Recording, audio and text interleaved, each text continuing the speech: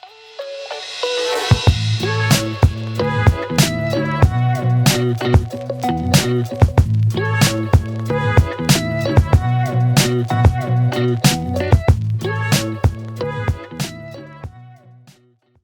for manuia whatalofa atu ia te o tau uma, welcome back to the Breaking Waves podcast. Thank you so much for joining us today on another episode. We have a very special guest who is a public figure and who's very passionate about Pacific peoples. We have Tuilagi on the show today. Welcome.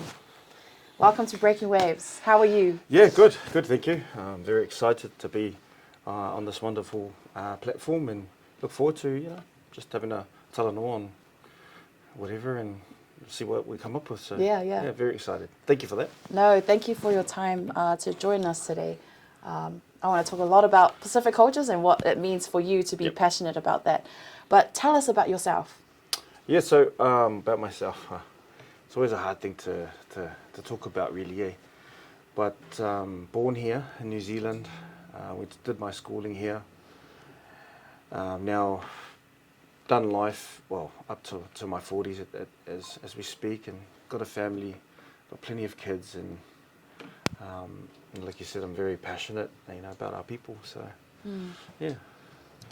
Tell us about your chief name, Tuilagi. Yeah, so the chief name Tuilagi, it's from the village of Reclamation, which is in South Bluwave. It is one of the pule of Salawhai. So in Savaii, there's 6 really, what do you call it, paramount titles that are there at the moment, or ali'i titles, and this one here is one of the pules of the 6. So Tuilagi comes through our family lineage, and I obviously had the privilege to be bestowed one just a few years back now. But the journey to it has been all about service. So I didn't actually just inherit a matai title, I inherited the responsibility to serve. So that's been my main thing as we speak. So if you were to translate it, I'm not saying that it is, but tu is obviously to stand, and ilangi means in the air. So he who stands between the sky, as they say. So always a huge privilege to carry it and to represent those who have gone before, and also now to hopefully build a standard for those who are going to come after us. So just a conduit passing on. And if there's anything you want to leave, I believe leave a legacy for your children. It's just to remind them who they are, where they're from, and who they serve. And I think that's important. Absolutely. There's a lot of children and youth who are on their reclamation journey, cultural reclamation journey, who tell us about that for you, because I know we've had this conversation before. How has that journey been for you? The journey for me, reclaiming our culture, I think it's more of just acknowledging it, at first, because something that and I know there's been this narrative that you might lose it and things like that, but it's never lost.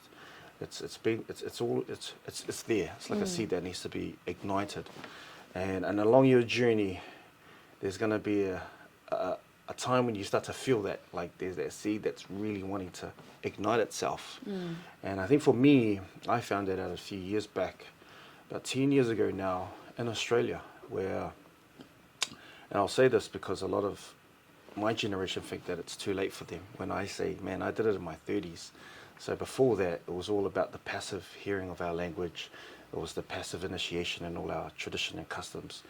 Everything was done in Samoan, but I always responded in English. So that's why I called it that passive knowledge. But in saying that, when I started to see how valuable it could be in terms of building relationships, building trust with the people that I was working with at the time, which happened to be athletes, parents, and things like that, I saw that not only did I need it for work purposes, but I also needed it for me. And I don't know what it was, but I felt that by igniting this thing that was constantly knocking was actually sort of part of healing. And that's where I came to the understanding that learning your language is not just learning a language, it's actually learning a language to heal yourself. Wow, that's beautiful. Yeah, I love that. It's part of healing. And we've got to get away from this notion that being afraid to embrace that because you actually need it. It's like it's missing.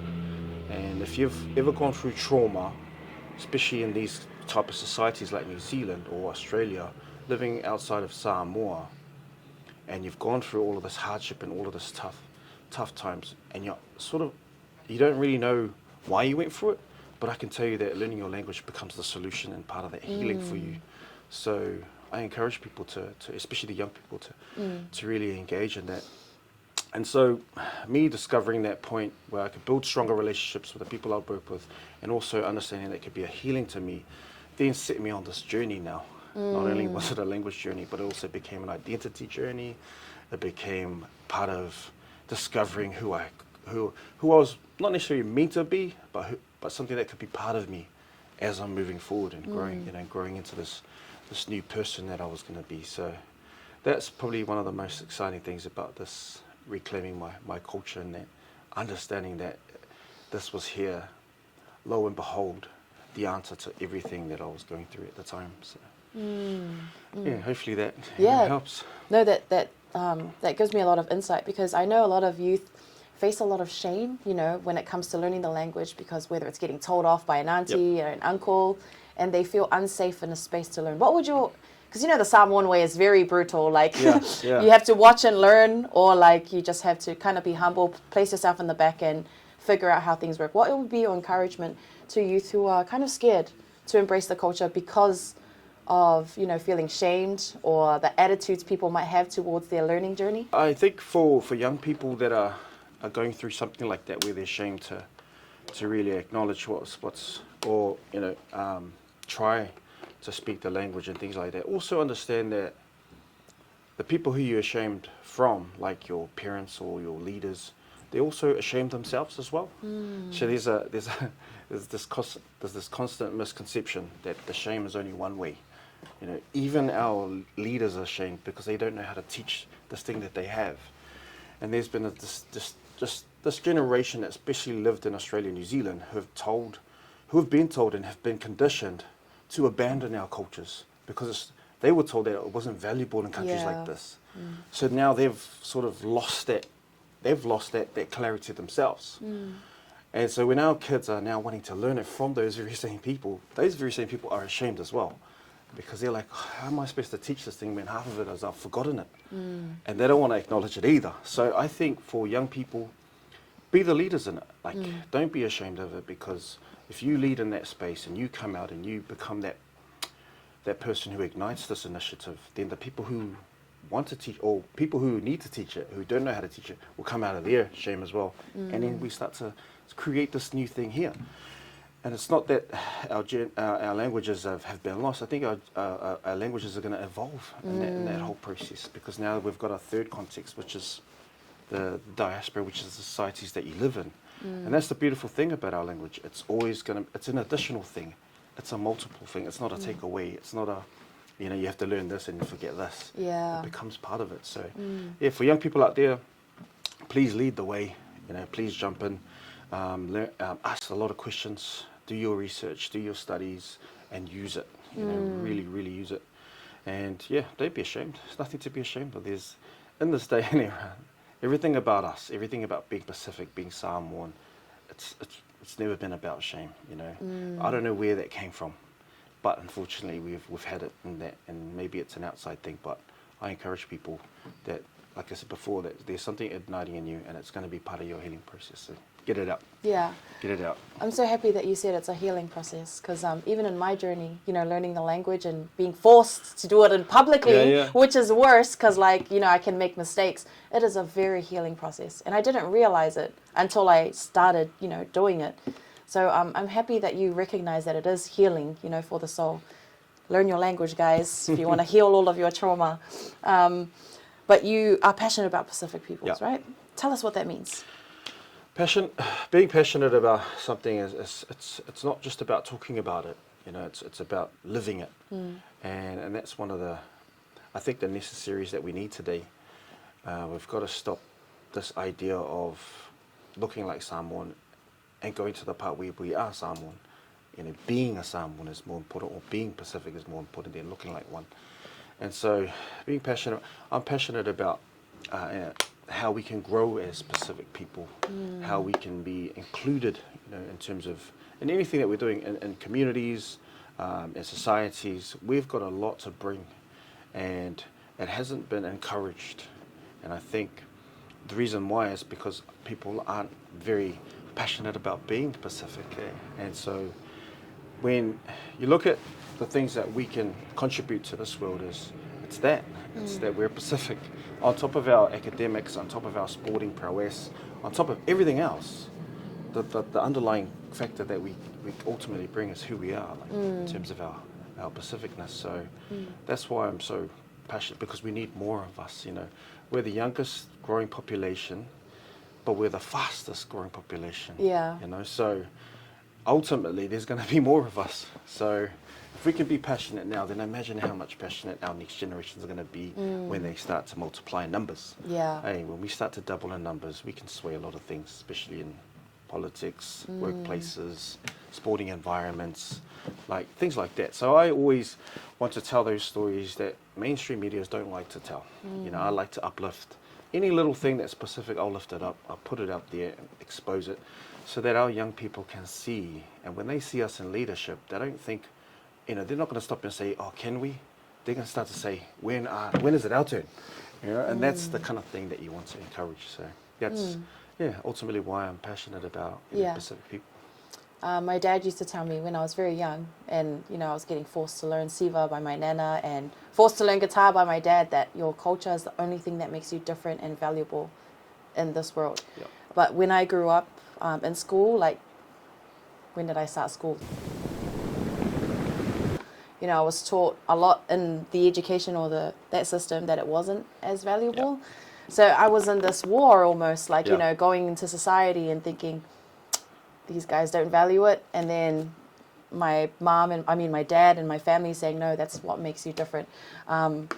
Which now I understand, as now that it took me ages to actually appreciate it. But, I'm thankful for the journey and the growth that it's brought to my life. And that's my cool story, guys. Sorry, wanted to riff-raff on that. But tell us about what you do, because you wear so many different hats. This guy, I see him everywhere. He's at a rugby game, sitting with the corporates, and then next he's in a boardroom meeting. Then next he's just supporting people at community stuff. So tell us about that work. Yeah. So on top of obviously being a father of 8, I call my children the 8 wonders of the world. I'm married. I also am a advocate for our health, for Health New Zealand. I'm a Pacific Oranga, so my main role and main function is to be out in communities, interviewing, collecting data, to really getting the intel, so then that stuff can just transpire to the table that are making decisions. And for so long, our communities out here have had all these issues, and they've never had a voice to represent them at the table. And at the table, obviously, is where you make all the policies and all the procedures, and they're creating all these programs at this table without a community voice. And then they go and implement these programs out in the communities that don't accept them. So there are 2 different languages that are getting spoken. And so, as you know, if you don't understand the language of community, then your programs aren't going to be accepted out there. And if communities don't have a voice in speaking the corporate languages, all these languages where on the table where they're making decisions, then the things that they want aren't going to obviously come to fruition. So that's part of the role with Health New Zealand. I'm also part of a sporting organisation that looks after athletes called Toyo Pacifica. We look after the agency for basically rugby now and rugby league, and we're looking at some women's sports and things like that. And then on top of that, we've got a couple of businesses that we run, and now I'm obviously running for local board from Manurewa, so which is exciting. And I know it's people probably ask where do you get the time to do these things? But I think for me it's been a mindset that I've adopted from Australia. So I've been in Australia for the last 19 years, and over there, especially in Sydney, it's fast and it's quick, and everybody there is trying to find an edge. And with the Pacific there, the Pacific seem to rely on themselves. Whereas I found it here, Pacific people are very reliant on funding. We're holding out, we're waiting for things. Whereas over there, I think they're more resilient. They have their own communities, and And by doing and being in cities, like you're being around a lot of diversity, you're around a lot of world, different countries. So there's Arabs, Asians, Chinese, Indians, and then you got the Wogs, and then you got Islanders, you got Palangis, Aborigines. So for us, well, me being there, it was a time to showcase who we were.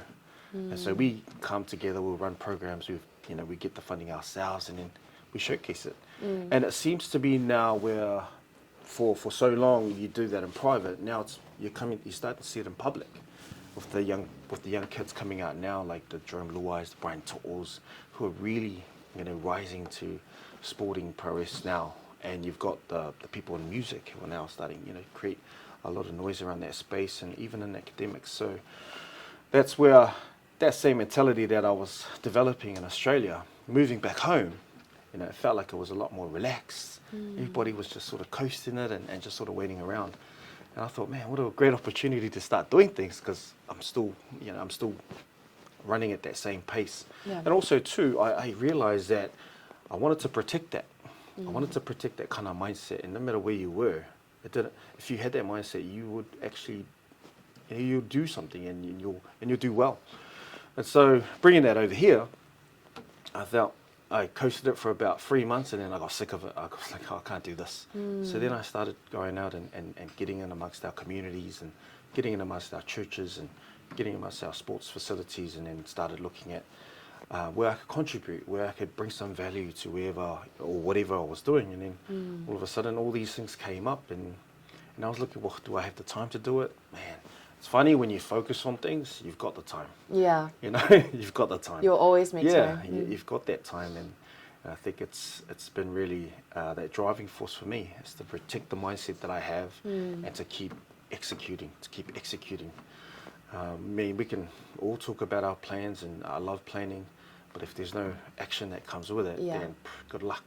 So the world moves with action. There's got to be some movement, and then that's why I've got so many hats as we speak, and then I think it's for me it's good.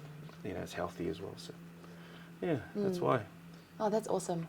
And entrepreneur, community advocacy, which is something I wanted to talk to you about, because I feel like you're in a good position where you can translate important messages from our communities to, these boardrooms, like you've already explained. But I wanted to ask you something, because I feel like sometimes people are in community advocacy spaces for all the wrong reasons. Whether it be money, whether it be looking like a community, because it's trending. I'm not going to lie, like being Indigenous, being Samoan is it's popular now. It's popular. Yeah. So do you ever meet these kinds of people who come into the space? We don't have to name them. But have you ever been in situations where it's just the wrong person for the wrong job because they weren't prioritizing the needs of the communities? Instead, they were trying, to tick boxes. What are your thoughts on that? Yeah, I think it's very true. It's because being Indigenous, like you said, is very popular now. It's not from popular sense that everyone wants to be there. It's popular sense because there's a need for it now. And because there's a need, there's an opportunity. And these needs obviously require there's criteria. And one of them is obviously having academic credentials to get you in. And so a lot of our people who are in these roles now are academics, which is a great thing as well. But a lot of them now lack cultural competency, cultural intelligence to connect with the community that they're supposed to be representing. So a lot of government agencies or even workplaces require this need for Pacific liaising, Pacific strategists, Pacific initiators, Pacific led directorates. And these people who are initiating these initiatives are thinking, well, we need Pacific people to do it. And fortunately or unfortunately, depending on how you see it, the people who are available for those ones are the academic ones. They're the ones who've gone and got their degrees and things like that. But they lack a lot of the cultural stuff. And so by lacking that becomes an issue, because the people you're representing out here, that's the only way they know how to speak. They don't speak academic language. They don't speak statistical language. They speak cultural language, which means there's nuances, there's traditions, there's customs. And if you're in this position, supposedly representing those people, and you don't have that, then you've become a problem as well, because it's easier for a Palangi to just sit there and do that too, and that's what's happening. So, yeah, I noticed that there is a lot of those people really in really good roles, like CEOs. Some of them are CEOs, some of them are leading directors, some of them are in real good management positions, who I think when they started had the heart for it. But once they get into this bureaucracy and the system, they get lost in it. And then now it's a form of survival now. It's not because they're bad people. It's like, how do I stay in here? Because number one, I still need to make an income. It's a paid job. So you get it. So instead of them increasing their development and cultural competency, they start to increase the development. And how do I stay in here without anybody noticing that I don't really have a connection to our people? So then they start just grabbing stats and grabbing past notes on anything, and then they start bringing it to this table. And then when people are making decisions and say, okay, well, since you've given this, then we need to create a program on this, and they're just saying yes, knowing full well that it's not going to be resonated out here. Nobody's going to embrace these programs that they're creating here, and that's the sad part about it. But instead of judging them, I think we need to help them. Yeah, we need to go in there and they need to be strong enough to ask for help. Like, it's not, asking for help is not a sign of weakness, it's a sign of strength. Because you're in the door, you're at the table. Great, now strengthen yourself so that you can connect with that. Because the last thing you want to do is be fake in front of these people, saying that you represent these people and you have no connection. And that's not your fault. Like I said before, there was a generation that had to abandon all of our values, all of our cultural traditions, because it wasn't valuable here at that time. But now we've flipped the script. It's really valuable because, again, our people are growing in numbers.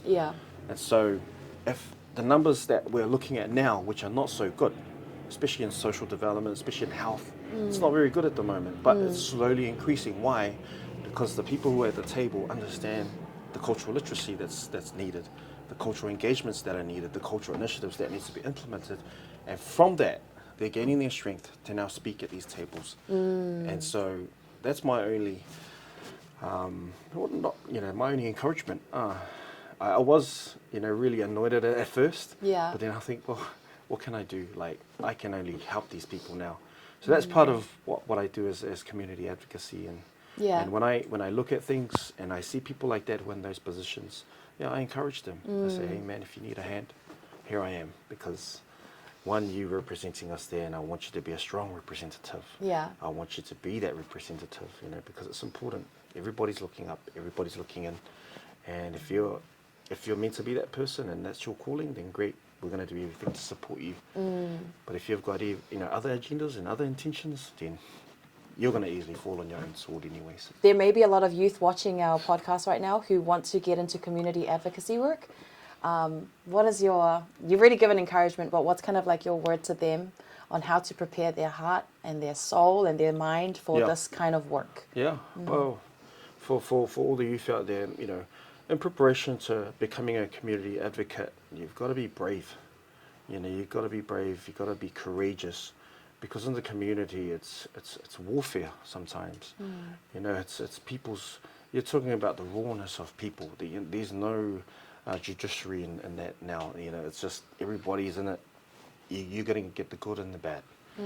And so you've got to really focus on what your values are, what you believe in, what you're willing to fight for and what you're willing to die for. And so once you decide those things, then go out and see, because that community will currently exist, and if it doesn't, you're going to create it, because everything is constantly evolving, and there's new technology that brings in all these new communities. And as young advocates, you've got to be really aware about that. So know yourself, really understand yourself, study your weaknesses and strengths, because in community they'll be triggered, you'll be tested, and you'll be broken, right? And so that's why I encourage you to be brave if that's the route you want to take, and be courageous, be strong, and understand, hold on to those things.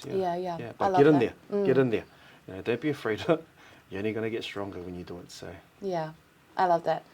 You're also a public figure, influencer. Do you like calling yourself influencer? No, No, not at all. I don't think I influence anyone, to be honest. I just have a message. Got 86,000 people following you on Facebook, that. so thank you very much. I think you hold a lot of influence. I've seen your Matai series, the comments, the likes, the engagement, amazing. Yeah. Tell us about that part of your life. Oh man. Yeah. You know, for me, when I became a Matai, I took it on because I was serving from afar, and then when I went there, and you went through the whole ceremony, and you're going through all of these things, and you're thinking, wow, this is amazing, because when you're getting a Matai, you're stepping into a lineage that's already pre-existed before you. And it's almost like when you're at that ceremony, it's like you're stepping into the eternity of your ancestors receiving the same thing. So you're thinking to yourself at that time, like, wow, this is amazing, like, this is so cool, I feel like, yeah. And then you come out of that. You come out of that thing, and then you live here, Australia, or New Zealand, or in America, just anywhere in the world, and you're thinking, okay, so now I'm on Matai, so now what? What do I do? And you have no direction. There's no guidance. The people who you thought were going to be there for you, they're too busy. And the whole village mentality is back at home. And you're now here isolated. So you're like, okay, what do I do? Well, that was me anyway. So what am I going to do with this? So then I thought, okay, let's start, getting into this language stuff. And let's start seeing how I can help those people, because I know that if I was feeling that way, there'd be a lot more people that'll be feeling the same way. Yeah. And it's just small things like introductions. Yes. And, like how do you greet somebody? How do you farewell somebody? How do you open up yourself into a meeting by saying something? What is the protocols of those things? Like, and that's where I started to look at, like looking at these gaps, and then I started to introduce that, because like we spoke about before, how there's a lot of our people who are at the table who represent us but have no cultural competency. I thought about them too, like the CEOs who can't do a launga whenua. I love that. The director who can't introduce himself with his Matai. We love to use our Matai names in these corporate spaces now, but we don't actually have the full substance on how to deliver. And so I thought, okay, let me do something that can help them. And that's why I created a lot of those short speeches on there, short whenua ingas. And then the biggest thing that really popped off for that was it was translated in English. And that's when they discovered how beautiful our language really was. And it still is, and it's still growing, and it's still evolving, and it's really exciting. And so, and I always say to the Matais, like, our language is a living and breathing thing, and we've got to body it, and then we've got to deliver it that way. But when they saw the English part of it, they're like, man, that's crazy, because I thought our uncles in that were just rambling off whatever they were rambling, and we didn't even understand. We didn't know whether they were angry or happy, because of the way they were talking. But now we get a sense of what that is. So putting that in place, and I thought, okay, whoever needs it, here it is. Let's just put it out there. I put one video, and it just went off. Like, everybody was like, all over the world, like, just jumping in, like, oh man, we need more of this. Yes. I said, okay, cool. So did another one, and I said, yes, thank you. Like, I want to use this for my wedding. I want to use this for a funeral. I want to use this That's so cool. Yeah, for my graduation speech. I want to use this for this. Yeah. And I was like, oh, this is crazy.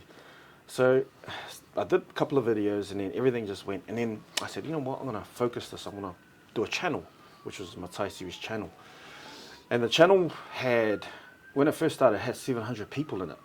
And then a month later, it went to 1,800 people in it. Yeah. And now it's sitting at 2.3K, all in this little channel.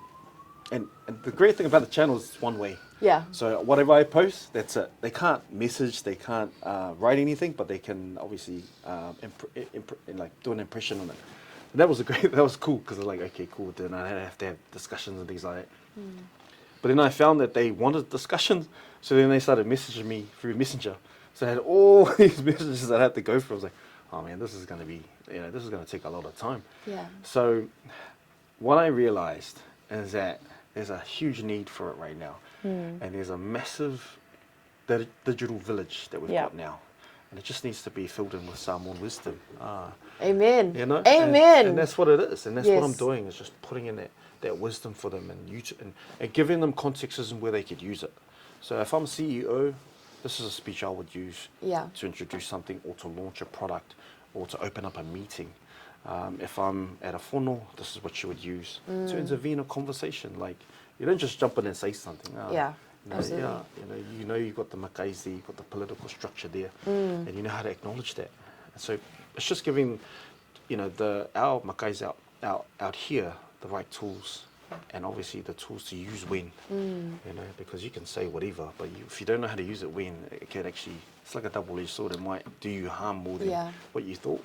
Absolutely. So it's things like that, and that's why, if that's why I'm an influencer, it's because I'm influenced in that way, then that's a good influence. I love it. Yeah. I think what was so refreshing to me when I saw you doing your content was, oftentimes when I see influencers, it's like laughing stuff, funny stuff, and it's not bad. Like, they can do what they want.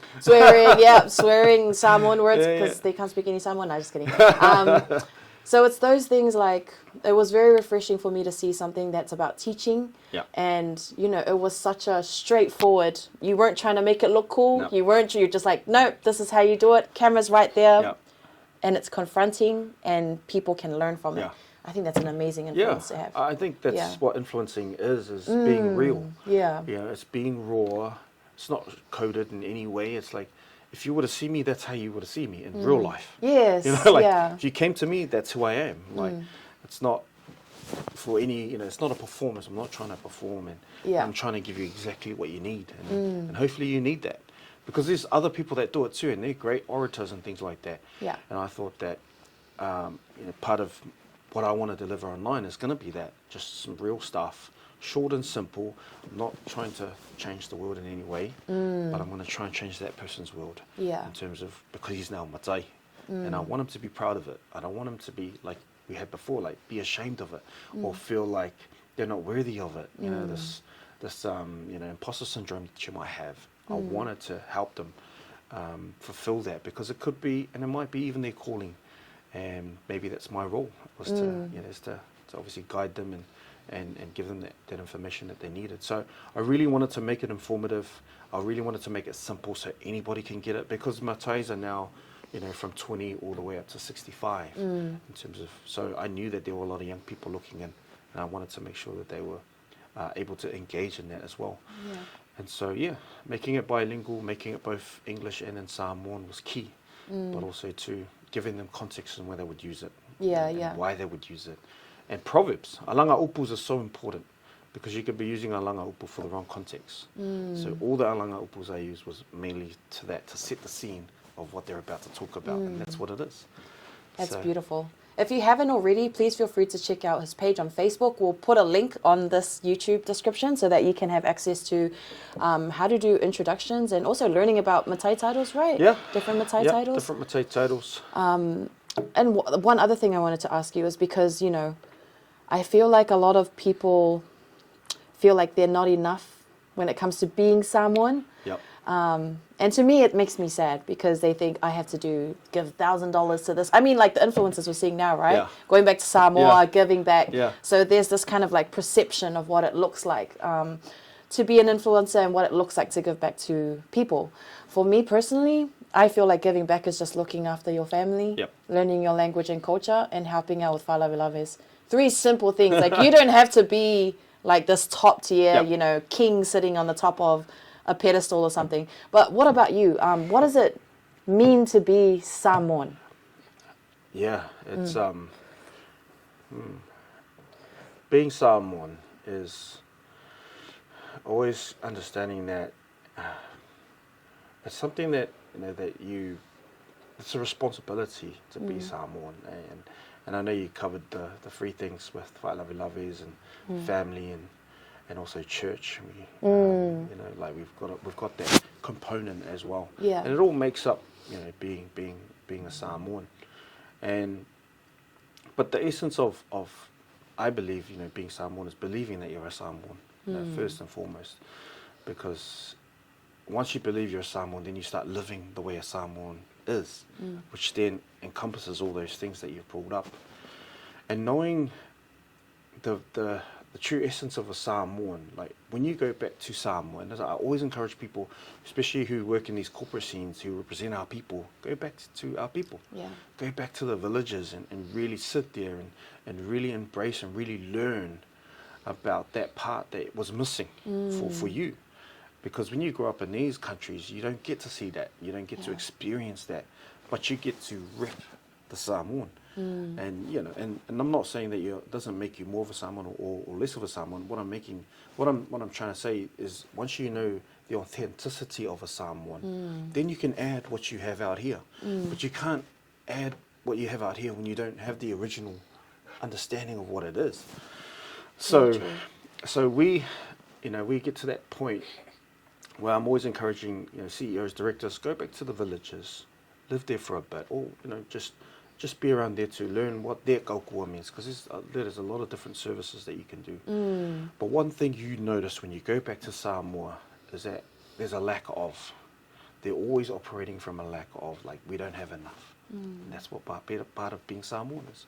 You know, we're not up to it this week. And that's what part of being Samoan is. So as much as we parade that we're the best rugby league players, we're the best boxers, we're the best, it's like, that's not about just being Samoan, it's being, you know, the top of the world. And even though I highlight those things, it's great. But also being Samoan is when you don't have enough.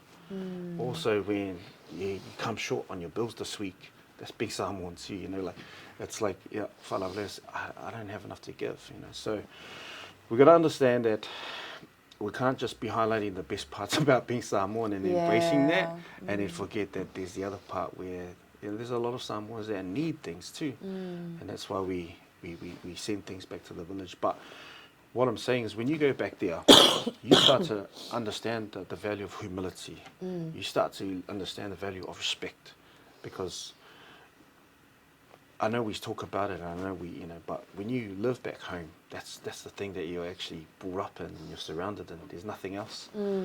So don't be disheartened that you're trying to be a Samoan. Just believe you are, and that's enough. Don't think that you have to serve to be a Samoan. You're a Samoan. Yeah. Don't think you have to do things. There's nobody can do. You can't work your way to be a Samoan. You know, you can't serve to be a Samoan. You believe you are Samoan. That's it. That's all that matters. So yeah, there's nothing you can do, and nothing you can take away either. You know, that makes you, you know, who you are. So that's probably my encouragement in that space. Like, yeah, learn it. And learn, you know, even coming to Follow Love is, you know, I have a lot of family members that don't turn up because they don't have. Yeah. And I said, turn up because you don't have. Yeah. That's being Samoan. Yeah. That's what it is. It's about that lack of. It's about, because being present is more than what you're actually trying to give. So don't be embarrassed with that. Just turn up. It's family, it's church, it's whatever. And then go back and do better. You know, go back and know that these things are going to happen. And not everyone can give all the time. Yeah. You know, but you can be there all the time, and that's probably better than what you're giving. So. Yeah. I love that. Thank you for sharing that with us today. Your local board position. What made you want to run? I mean, that's a stupid question. We know why he wants to run for local board. What makes you suitable to be a local board candidate? Yeah. I thought about this for a long time. And one of the quotes, I think you might know it, you know, that if you're not at the table, then you're on the menu. And that's one of the things that I always thought about, like, what did that really mean? Yeah. And so I thought, you know, I was thinking about it, and then all of a sudden it came to me that, the people at the table are the ones who make decisions. They're the ones who decide what to eat. They're the ones that decide which options to take. You know, they decide which service is going to get paid today. Whereas when you're on the menu, you're optional. You know, there's so much variety there. How are you going to get noticed? Yeah.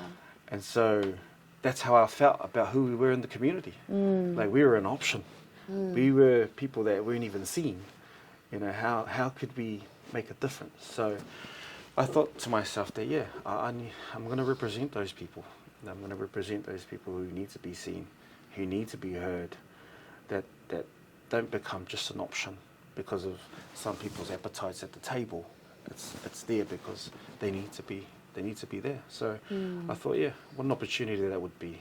I know I speak the language, and I don't just speak the language for Samoans, and I speak on behalf of them, you know, on behalf of Tongans and Indians and Chinese and all the rest of it, and any other voice that has been sidelined for too long. And that's why I thought, man, let's do this.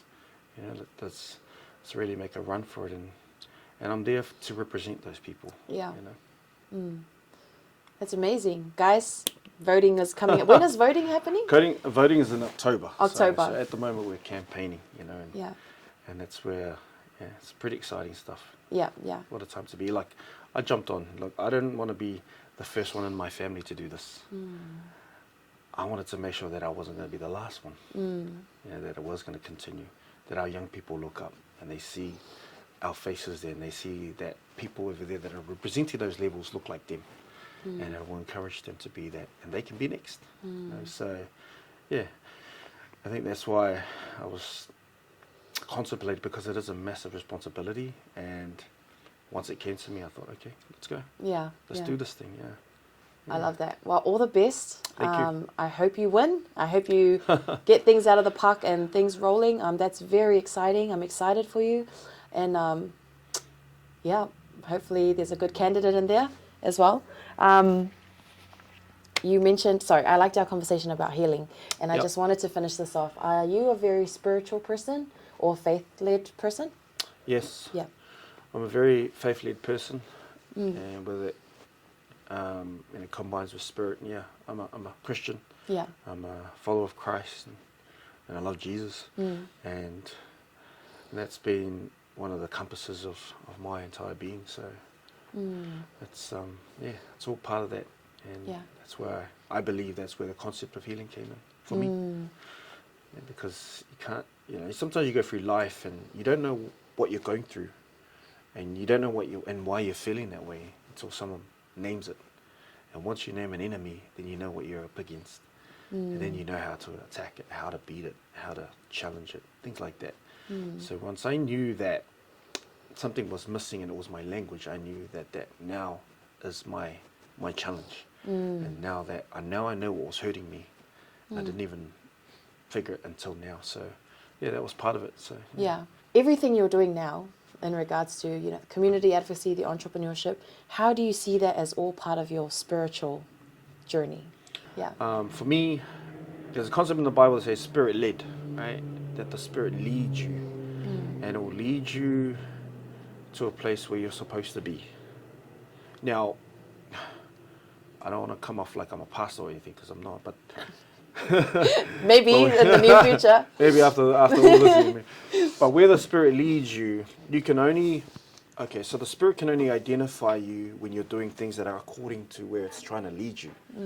So if it's leading you over here to a promised land, then it will only recognize you when you're doing things that are going to align with promised land stuff, right? If you're doing something and it's not led by spirit, then obviously it's going to end up somewhere else.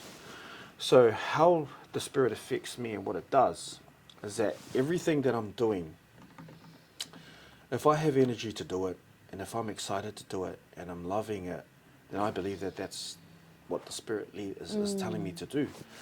And so everything that I do, for some reason, aligns with that. Everything cross-pollinates with each other. Like, there's nothing that I do, like, if you look at what I do and the many hats that I do, it's centered around the same thing, right? Around community advocacy, around cultural competency, around cultural literacy, it's all centered around that. It's not, when you look at my life, I don't do anything out here left field. It's like everything's there, from sports to entrepreneurship to community advocacy to local board. It's all around the same thing. Yeah. And I know that that's why the spirit is amongst it, and it wants to lead me to that place, and it'll take all these things. So where I'm going and what I'm doing are aligned and they're relative. So where I need to go is the things I'm going to learn here while I'm doing it. So all the tools that I'm going to require for me and all the skills I'm going to need is currently where I'm at now, where I'm learning. So hopefully people who are listening out there that are doing things and they feel like their life is apart somewhere, it's because there's something in your life that's not aligned with the rest of the stuff that you're doing. So you could have like 2 or 3 things going on, and it could be family, it could be faith, it could be sports, it could be anything. And then you could have this other thing that you do, and it's just way out of whack. And that's what's dividing your attention, it's dividing your focus, taking you off track. So if you don't identify that, then that's going to be the thing that holds you back as you're trying to move forward, right? So language for me was the big thing that was holding me back.